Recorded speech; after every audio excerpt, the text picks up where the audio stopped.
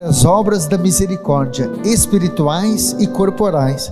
E o Papa Francisco diz assim, sobre as obras de misericórdia: é meu desejo, olha o que diz o Papa, é meu desejo sincero de que todo povo cristão reflita sobre essas obras corporais e espirituais, seja um modelo para despertar a nossa consciência, muitas vezes adormecidas diante do drama que estamos vivendo, da pobreza, da guerra, das injustiças.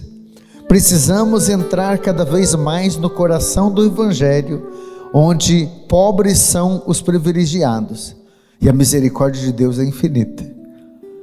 É uma palavra do Papa Francisco. O desejo do coração do Papa é que todos meditem sobre as obras de misericórdia. Talvez você nunca nem ouviu falar que existem as obras de misericórdia espirituais e corporais. Como eu tenho como devoção Jesus misericordioso, vocês sabem que o padre trabalha numa casa de recuperação dedicada a Jesus misericordioso, chamada Fonte de Misericórdia. E você que trouxe a palavra, eu sei que tem bastante gente com a Bíblia aí, Romanos 10, versículo 14. Porém, como invocarão aqueles de quem não têm fé? E como crerão naqueles de que nem ouviram falar? E como ouviram falar, se não houve quem pregue? E como pregarão, se não forem enviados, como está escrito? Quão formosos são os pés daqueles que anunciam a boa nova. Sabe o que a palavra de Deus está nos dizendo aqui? Que a fé, ela vem pelo ouvir falar. Como crerão se nem teve quem falasse? Como ficar animado se ninguém me animou? Como ter esperança se ninguém me falou de esperança? Sabe que das obras de misericórdia, a primeira obra de misericórdia que nós temos é dar bom conselho, é falar para o outro coisas boas, dar bom conselho. Padre, mas para que servem as obras de misericórdia? É para atender as necessidades daquela pessoa, do ponto de vista espiritual ou corporal. Por isso, obras de misericórdia espiritual é para atender a necessidade espiritual daquela pessoa. Obra de misericórdia corporal é para atender uma necessidade do corpo. E espiritualmente falando, às vezes o que aquela pessoa está precisando é apenas de um bom conselho. Ela está perdida, ela precisa de um rumo. Eu não sei se você já viu assim alguém perdido na vida. E às vezes, gente, um conselho pode clarear, porque talvez tenha uma frase que você guarda até hoje na tua vida. Eu me lembro de um jovem que uma vez estava morrendo de amor por uma pessoa que nem merecia o amor dele. E eu disse para esse jovem, era padre novo ainda, e ele veio me lembrar mais de 10 anos depois do que eu tinha dito, porque foi um conselho que eu dei, um conselho que norteou a vida dele. Eu disse: filho, lembre-se de uma coisa, você só precisa de Deus para viver, você não precisa de ninguém. O diabo está mentindo para você que você precisa dela, é mentira. Você só precisa de Deus para viver. Repete comigo isso, pedi para que ele falasse, repete comigo, pedi para ele. E ele repetiu: eu só preciso de Deus para viver. De novo, eu só preciso de Deus para viver. E depois de 10 anos encontrei com esse jovem. Ele disse: padre, o senhor me tirou de uma depressão, o senhor me mostrou um sentido para a vida por causa de uma frase. Não sei se o senhor está lembrado. Eu só preciso de Deus para viver. E ele precisou me lembrar do contexto, mas às vezes a gente fala pela obra do Espírito Santo, e palavras tão inteligentes, acertadas. Por quê? Porque ela vem de Deus. Você filho que está aqui, você vai ser usado por Deus, usada por Deus, creia. Tem gente precisando que você abra a boca, para você refletir aquilo que você talvez ouviu aqui. E aquilo que a gente ouve da palavra de Deus, às vezes fica lá no inconsciente. Essa palavra vai nortear a vida de muitas pessoas, porque a fé vem pelo ouvir falar. Depois, a segunda obra de misericórdia espiritual, para atender a necessidade espiritual de uma pessoa que possa estar precisando, é corrigir os erros. A gente não pode pecar pela omissão. Às vezes você pode ver um erro e não corrigir, e não falar. Tem que ser com jeito, tem que saber corrigir, é claro que tem. Por exemplo, a mãe e o pai que quer corrigir o filho na frente dos outros, ao invés de formar o filho, vai causar uma revolta às vezes, porque fica expondo o filho ao ridículo. Tem que saber corrigir. Hein, marido? Nunca corrija tua esposa na frente das pessoas, nem a esposa na frente dos outros, o esposo. Tem que saber, é com jeito, tem a hora certa às vezes de falar. Mas pecar pela omissão não dá. Tem que corrigir? Sim, diz a palavra. Por quê? Porque quando a gente corrige, a gente está atendendo uma necessidade espiritual daquela pessoa. Uma correção fraterna. E olha o que diz a palavra: ensine teus filhos no caminho que devem andar. A palavra de Provérbios dizendo para os pais: ensine seus filhos no caminho que devem andar, até que ele alcance a idade adulta, não se afaste dele. Significa que os pais devem ensinar, corrigir os filhos. Porque eu vou dizer uma coisa para você, pai e mãe: mais de 50% dos meninos que estão internados comigo nessas casas de recuperação são filhos que os pais nem corrigiam. Eu percebo isso, porque eles me contam. Saíam e voltavam a hora que queriam, a mãe nem perguntava onde foi e com quem estava. Às vezes o filho chegava em casa com o olho vermelho, com coriza, estava quase que na cara que estavam usando droga. Uma vez dizia para mim, eu pausava, ficava 2-3 dias em casa. Quando chegava em casa, a minha mãe ainda dizia: ainda bem que você ficou uns 2-3 dias, pelo menos não está me incomodando. Estava fora. Que mãe é essa que nunca corrige o filho? Ela não formou, ela deformou. E queira ou não queira, também é culpada do filho hoje estar no caminho que está. A correção é uma obra de misericórdia. Depois, ensinar os ignorantes. Sabe que a ignorância é um mal que não nos permite conhecer outra realidade. Tem pessoas que são ignorantes, e essa ignorância é de falta de conhecimento mesmo. Não é ignorante no sentido de ser grosso demais. Às vezes a pessoa, além de não conhecer, ela é grossa, mas ignorante no sentido de não conhecer. Então, quando você ensina o ignorante, conforme diz a palavra de Oséias 4:6, meu povo se perde por falta de conhecimento. O povo se perde, tem gente perdida. Eu não sei se você já viu alguém perdido na vida, perdido na droga, perdido na pornografia, perdido às vezes na depressão. Então é uma obra de misericórdia você ter essa sutileza de ensinar o ignorante, como se fosse o beabá para uma criança do ensino fundamental. Talvez você conheça pessoas assim que estão precisando de você. Quarta obra de misericórdia espiritual: suportar com paciência as fraquezas do próximo. Suportar com paciência. Tem gente que tem maldade, tem gente que tem fraqueza. Você tem que distinguir isso. Eu já vi pessoas querendo se separar. A mulher que achava que o marido era ruim. Esse homem, a gente sai junto. O senhor acredita que ele tem que ficar olhando para as mulheres e às vezes me jura, me promete que nunca mais vai fazer isso? Pois a gente sai junto, depois de uma briga, ele faz. E depois sofre. Eu disse: filha, você já parou para pensar que se ele sofre tanto assim por causa dos erros, tem alguma coisa aí? Será que esse homem não é doente espiritualmente falando? Como que era o pai dele, como que eram os avós? Isso não vem de maldição hereditária? Ela disse: nossa, padre, parece que o senhor conhece a minha família, porque o pai dele era igualzinho, os irmãos dele tudo igual. Isso pode ser maldição hereditária.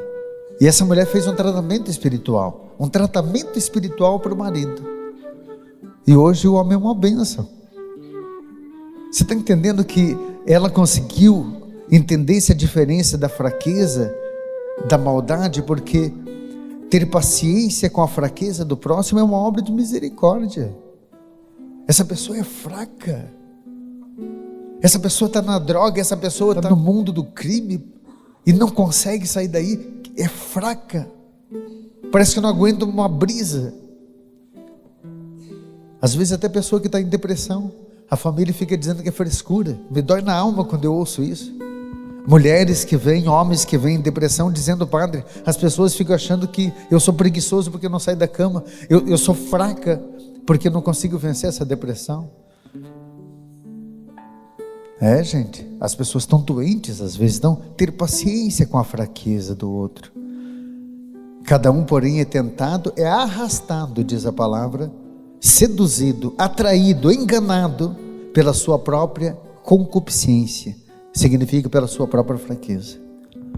Tiago 1,14. A quinta obra de misericórdia espiritual é consolar os aflitos. quem está na aflição, vinde a mim todos vós que estáis cansados e aflitos, e eu vos aliviarei. A sexta é perdoar aqueles que nos ofenderam. Como é difícil perdoar, mas é obra de misericórdia.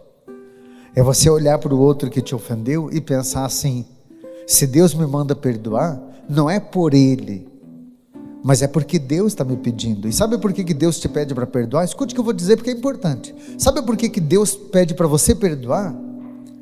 É porque o perdão faz bem em primeiro lugar a nós, não ao outro. Uma pessoa que está guardando mágoa e ressentimento é uma pessoa que está doente. Geralmente as pessoas estão guardando mágoa há muito tempo. Quando chegam para conversar com a gente, elas choram.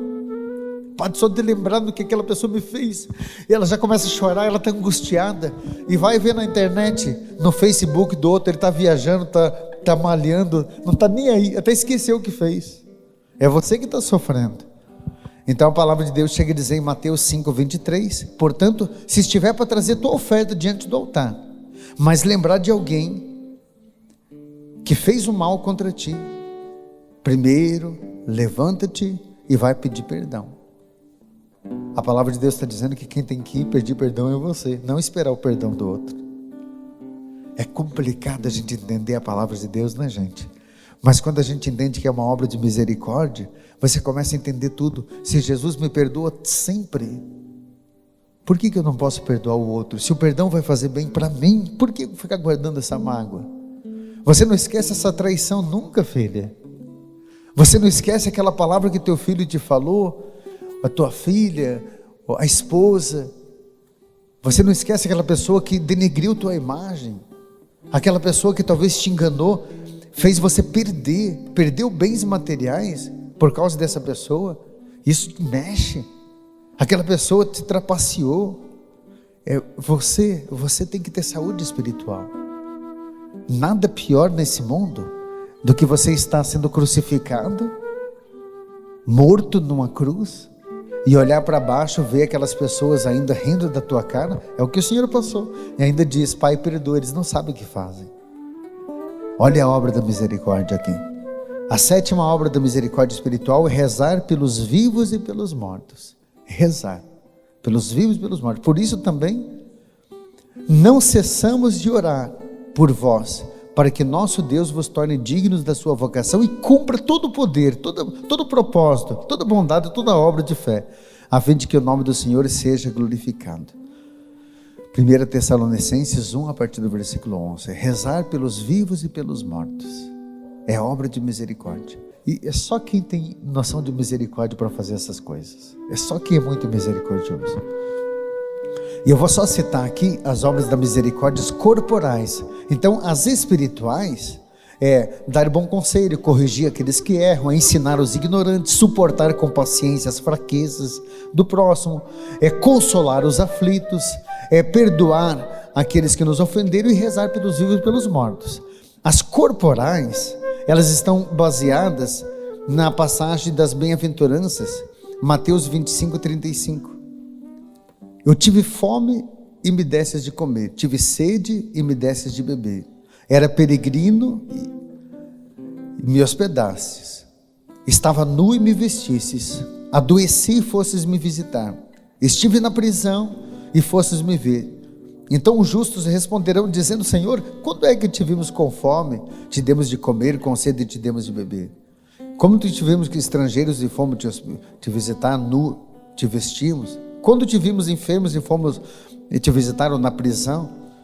E respondendo o rei lhe disse: em verdade vos digo, quando fizesses isso a um dos meus pequeninos, foi a mim que fizesses.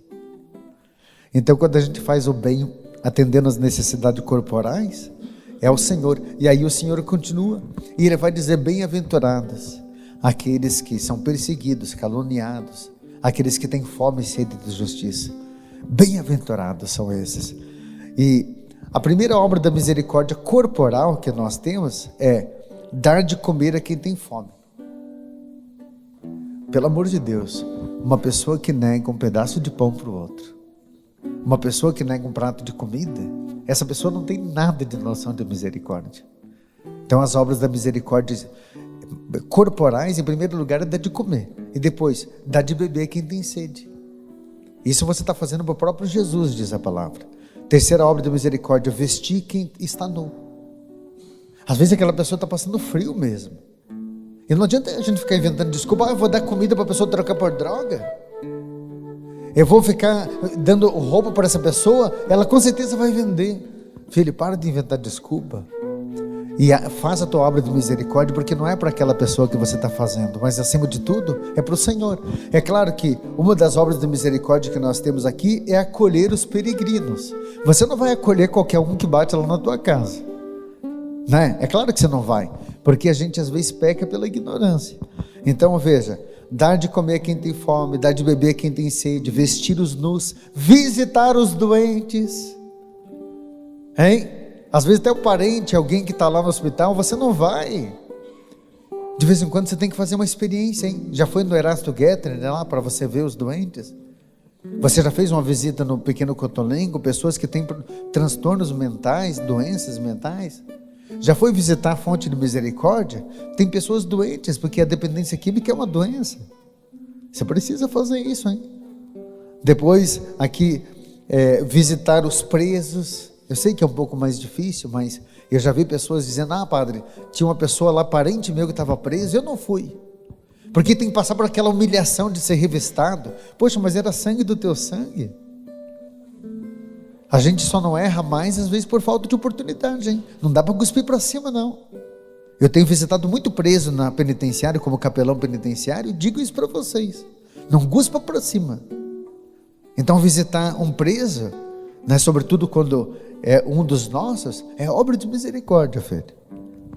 Então, encerrando aqui, acolher os peregrinos, já disse, e enterrar os mortos. Diz a palavra de Deus que José de Arimateia, que era um fariseu, né, ele pediu o corpo do Senhor e disse: eu quero sepultar o corpo do Senhor, porque era uma obra de misericórdia, dar um digno sepultamento para aquela pessoa. Põe a mão no teu coração e diga assim comigo: meu Senhor e meu Deus, meu Senhor e meu Deus, que essas missas, que essa palavra possa me tornar mais misericordioso, porque eu conheço, Senhor, muitas pessoas necessitadas das obras de misericórdia, tanto espiritual como corporal. Amém.